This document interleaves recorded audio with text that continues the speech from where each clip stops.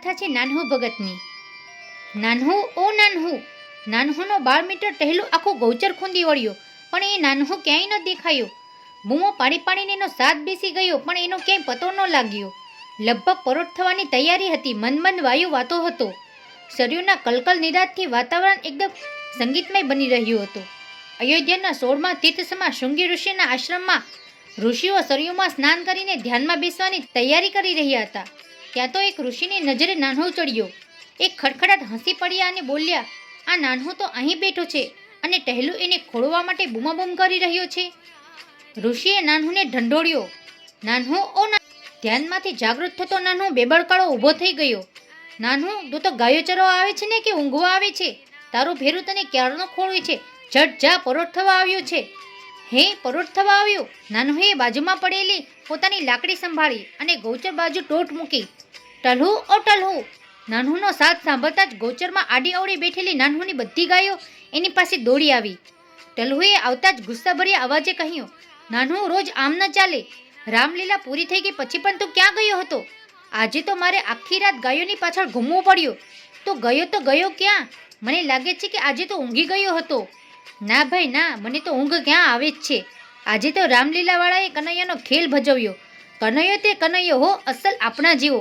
એ વાની કાળો પણ પ્યારો પ્યારો લાગે હો. મોટી મોટી એની હીરા જેવી ચમકતી આંખો, કાળા કાળા ઝુલ્ફા, હાથમાં નાની લાકડીને ખંભે કાળી કામળી.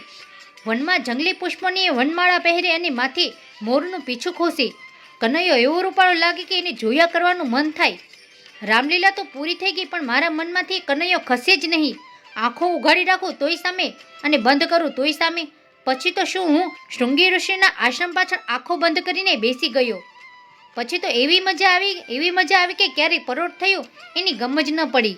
પણ અલ્યા, મેં તો તને આજે કેટલી બૂમો પાડી પાડીને મારો સાથ બેસી ગયો, પણ મને તારો સાથ સંભળાયો જ નથી. તેનું શું? તારો સાથ સાંભળું અને હું દોડ્યો ના આવું એવું કદી બન્યું છે? ટહેલું, આજે તું રામલીલા જોવા આવજે. આજે કનૈયાનો ખેલ છે. કનૈયાને તું જોજે તો ખરો. અલ્યા, પણ આપણે બેઉ જણા રામલીલા જોવા જઈશું તો ગાયોને કોણ સાચવશે? ટહલું, ગાયો તો એની મેળે ચર્યા કરશે. જઈને ક્યાં જવાની? આજે તો જરૂર આવજે, બહુ મજા પડશે. આમ વાતો કરતાં કરતાં બંને જણા જુદા પડ્યા. નાનો જાતનો આહિર હતો. 10-12 વર્ષની એની વય હતી. રાત દિવસ સરયુ તીરે ગાયો ચરાવે એ એનું કામ. સીધો સાધો ભલો ભોળો નાનહુ દુનિયાના કાવા દવાથી લગભગ સાવ અજાણ હતો. નાનહુની માં એને શેરના 2 બાજરાના રોટલા ટીપી આપતી, સાથે 2-4 મરચાં. ભૂખ લાગી ત્યારે ગૌરી ગાયના દૂધ સાથે ઝાપટી જતો. બસ પછી તો એ ભલો ને એની ગાયો ભલી. સવારે ઘેરેથી નીકળે છેક સાંજે ઘેરે જાય અને ફરી પાછો સમી સાંજનો નીકળે ને છેક પરોઢિયે ઘેરે જતો. એવામાં એને સાંભળ્યો હતો કે ગામના પાદરી રામલીલાવાળા આવ્યા છે, એટલે એને પોતાની ગાય ટહેલુને ભળાવીને રામલીલા જોવા જામી પડ્યો. રામલીલાવાળાએ નાનહુના હૃદયમાં ભક્તિના બીજ વાવ્યા. કપટે હૃદય કરતાં ભલાભોળા હૃદયમાં ભક્તિ એકદમ જાગે છે. રામલીલાવાળા તો અઠવાડિયું 10 દિવસ રામલીલા કરીને ત્યાંથી ચાલ્યા ગયા, પણ નાનહુના હૃદયભૂમિ પર અહર્નિશ રામલીલા અને કૃષ્ણલીલા થવા માંડી. રામને વનમાં જવાનો પ્રસંગ યાદ આવતા જ નાનહુની આંખોમાં શ્રવણ ભાદરવો વહેવા લાગ્યો. દેહભાન બોલાવા લાગ્યો. રામનો વિયોગ અસહ્ય થતાં એ જમીન પર ઢળી પડ્યો. એના શ્વાસે શ્વાસે રામ નામનો શબ્દ ઉચ્ચાર થવા લાગ્યો. નાનહુ ગયા ભવનો કોઈ સંસ્કારી જીવ હતો. આ ભવે પણ શ્રીહરિની ભક્તિ એના હૃદયમાં જામી હતી. એને તો ઘણો ખરો સમય પ્રભુની યાદમાં જ પસાર થતો. એવામાં 1855નો બળવો ફાટી નીકળતા નાનહુ અને તેની માં હૈજાબાદ જિલ્લામાંથી ઉચાળા ભરીને બસ્તી જિલ્લાના ગોપીચારા નામના ગામમાં આવીને વસ્યા અને ત્યાં સ્થિર થયા. એની મા પાસે થોડી ઘણી મૂંડી હતી. એમાંથી એક ખેતર ખરીદ્યો અને નાનહુના હાથ કંકુવાળા કરીને નિરાતે દમ લીધો. પૂર્વના યોગ્ય પત્ની પણ સંસ્કારી મળી. સમય થતાં નાનહુની માં મોટા ગામત્રે ઉપડી ગઈ. હવે ઘરના આપણે 2 જ જણા છીએ. માં પણ પ્રભુના ધામમાં ગઈ. 2-4 બાળકો થયા, એ પણ જીવ્યા નહીં. એમાં ભગવાનનો કોઈ શુભ સંકેત લાગે છે. ભગવાન આપણે સંસારની જંજાળમાંથી મુક્ત રાખવા ઈચ્છે છે. આપણે કુટુંબમાં હળી મળીને હું અને તું 2 જ છીએ ને આપણે બેઉએ જોઈએ પણ ખરું કેટલું.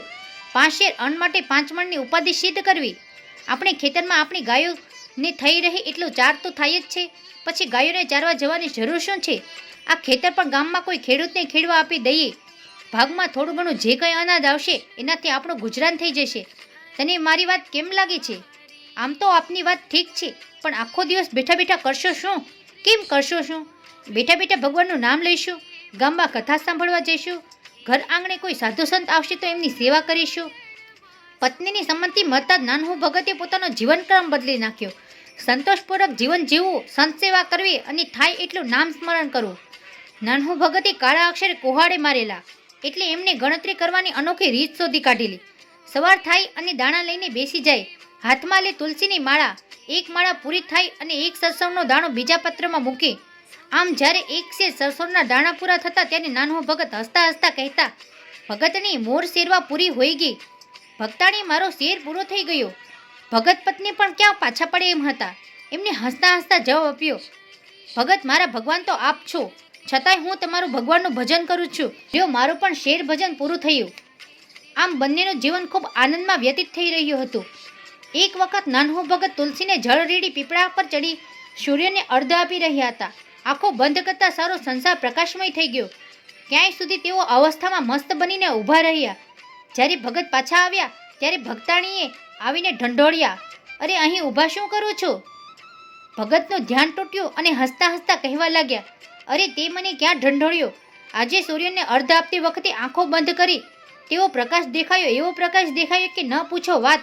એ પ્રકાશ જોતા મને ખૂબ આનંદ આવ્યો. એ આનંદમાં હું સમયનું ભાન ભૂલી ગયો. અરે તમે કોઈ ગાંડા થયા છો કે શું? તમને પ્રકાશ દેખાયો અને મને કેમ ન દેખાય? ભગતની પત્નીએ ભગતને હસી કાઢ્યા. ભગતે આ વાત જ્યારે ગામ લોકોને જણાવી ત્યારે ગામ લોકોએ પણ ભગતમાં ગાંડાપણાનો વાસ જણાયો. ઘણાએ કહ્યું કે ભગતનું ચસક્યું લાગે છે. એનો પ્રતિકાર કર્યા વિના નાનો ભગત ત્યાંથી ચાલી નીકળ્યા અને મનમાં ને મનમાં ગણગણ્યા, દુનિયા ભલે મને પાગલ કહે, પણ જે મજા પાગલપણામાં છે એ ડાહ્યા બનવામાં નથી. આમ અનેક દિવસો સુધી ભગતે પ્રકાશનો આનંદ માણ્યો. એવામાં ભગવાનનું કરવું કે ભગતના પત્નીનો સ્વર્ગવાસ થયો અને એમાં પણ ભગતે ભગવાનની કૃપાનો ભાસ થયો. પ્રભુ, સંસારની ઝંઝાળમાંથી તે મને સાવ મુક્ત કર્યો. હવે તો અહનિશ્ય તારું ભજન થઈ શકશે.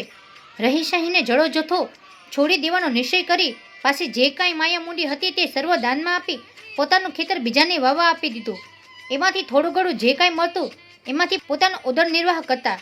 એક દિવસ મહા મહિનામાં નાનહુ ભગત કથા સાંભળીને ઘરે આવ્યા અને ભગવત સ્મરણ કરતાં કરતાં સૂતા. એ દિવસે ભાગવતકારે 10મા સ્કંધની શરૂઆત કરી હતી.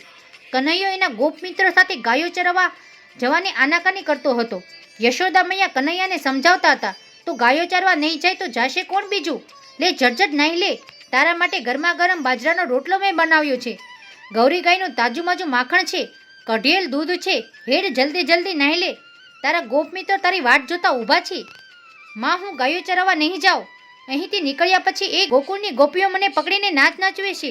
નાચ તો નચવે છે, પણ એ પાછી ઊભી ઊભી હસે છે ને મને કાળિયો કાળિયો કહીને ચેડવે છે. માં, હું ગાયો ચારવા નથી જવાનું. જોને અત્યારે ટાઢ પણ કેવી છે. આવી ઠંડીમાં ટાઢા પાણીએ નાહવાનું? ના માં, હું તો નહીં જ જાઉં. બેટા કનૈયા, તું આવા ગાંડાવેડા કેમ કરે છે? તારે ટાઢે પાણી નથી નાવું? ચાલ તને ગરમ પાણી આપું, પછી તો જઈશ ને. પણ માં, મને જંગલમાં બહુ ટાઢવાય છે. આ કાળી કામડી ઓટતો તો હો. યશોદા મૈયાએ સમજાવી પટાવીને ગાયો ચરવા મોકલ્યો. ભાગવતકારે વર્ણવેલો આ પ્રસંગ યાદ આવતા નાનહુ ભગત ભાવવિભોર બની ગયા. અંગ રોમાંચિત બની ગયું. આંખમાંથી પ્રેમ વર્ષો વહેવા લાગ્યા. એમના હૃદયનો તાર કનૈયા સાથે સંધાયો. કનૈયો એમની સમક્ષ ઊભો છે એવો એમને ભાસ થયો અને બોલ્યા, કનૈયા, તારી માં તો ખરી છે. આવી કડકડતી ટાઢમાં તને જંગલમાં ગાયો ચારવા મોકલે છે? આવી ટાઢમાં તો હાડ થઈ જાય. હું તો બબ્બે ગોદરા ઓઢું છતાં પણ ટાઢ ઉડતી નથી, તો તું એક કામડીથી તારી ટાઢ કેવી રીતે ઉડતી હશે? નાનહુ ભગત, માં તો ગાયો ચારવા મોકલે એટલે જવું જ પડે ને. એક કામડીથી ટાઢ તો ઉડતી નથી, પણ હું શું કરું? કેમ શું કરું? ટાઢ વાતી હોય તો આવી જા મારા ગોદડામાં. એવી હૂંફ વળશે કે બિચારી ટાઢ બહાર આટા મારશે. અરે પણ ગાયોને રેઢી મૂકીને મારાથી કેમ સુવાય? કનૈયા, ગાયો તો એની મેળે ચર્યા કરશે. નાનહુ ભગતે કનૈયાને પોતાની સાથે સુવા ખૂબ આગ્રહ કર્યો, પણ કનૈયો હસતો હસતો દૂર નીકળી ગયો. ત્યારે નાનહુ ભગતે બૂમ પાડી, કનૈયા, तुम्हारे एकट काली कामरिया हुई और यदि झड़िया में गाय बिंदराओ में चरव हो बड़ा झाड़ लागत होई आओ मैं आपन रजैया ओढ़ाऊं देव.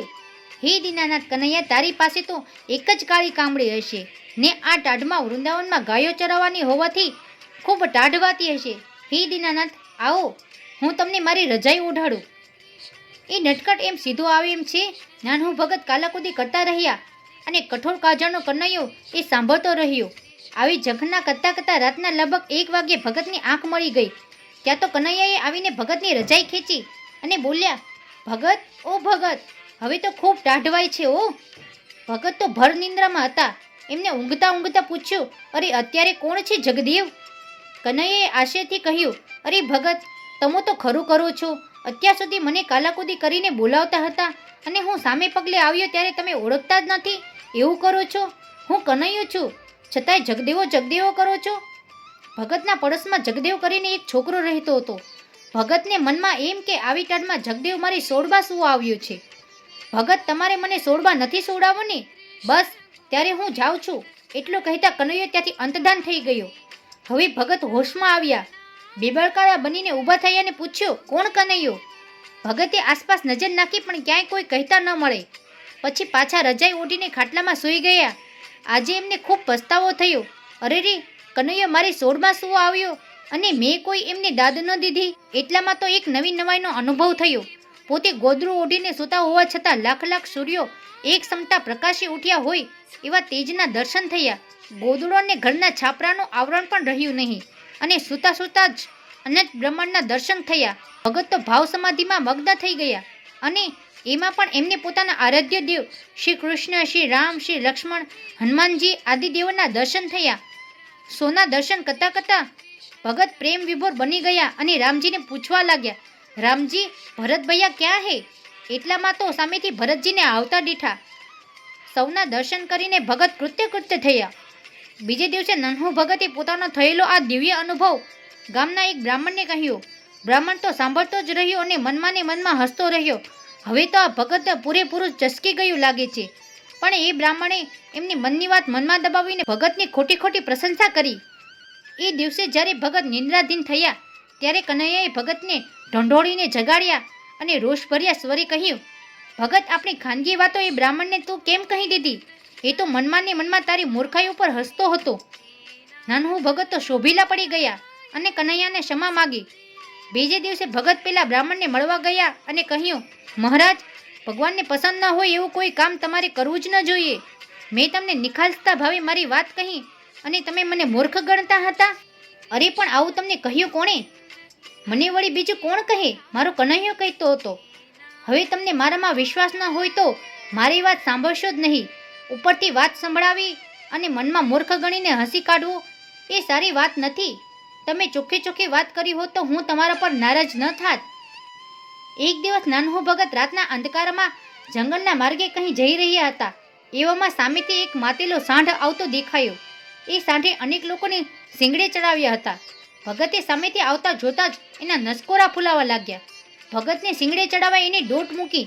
ત્યાં તો ભગતે કનૈયાને યાદ કર્યો અને કહ્યું, અરે કનૈયા, જોને આ સાંઢ મને લાગે છે કે આજે મને મારી નાખશે. મને બીજો કોઈ વાંધો નથી, પણ એમાં તારી બદનામી થશે. લોકો એમ કહેશે કે કનૈયો તો ગાયોનો ગોવાળ અને એના નાનહુ ભગતને એક સાંઢે મારી નાખ્યો અને કનૈયાએ એ સાંઢને વાર્યો પણ નહીં. એટલામાં તો કનૈયો દેખાયો. એક ડચકોરો કરતાં સાંઢ શાંત થઈ ગયો. પછી એને બીજે માર્ગે વાળી દીધો. આ દ્રશ્ય જોતા જોતા નાનહુ ભગત પણ ભ્રમણમાં પડી ગયા. અરે, આ આંખના પલકારામાં શું બની ગયું? ઓહોહો, આ તો મારો કનૈયો આવીને સાંઢને વાળી ગયો. નાનહુ ભગત ભાવવિભોર બની ગયા. ખૂબ પ્રેમથી પ્રભુને દંડવત પ્રણામ કર્યા અને પ્રેમ દશામાં નાચતા અને ગાતા પોતાની ઝૂંપડીમાં ચાલ્યા ગયા. લગભગ આજથી 40 વર્ષ પહેલા ભલા ભોળા નાનહુ ભગતે એક ત્યાગી સંન્યાસીની જેમ નશ્વર દેહનો ત્યાગ કરી પરમધામ પ્રતિ પ્રયાણ કર્યું હતું. જય શ્રી કૃષ્ણ. રાધે રાધે.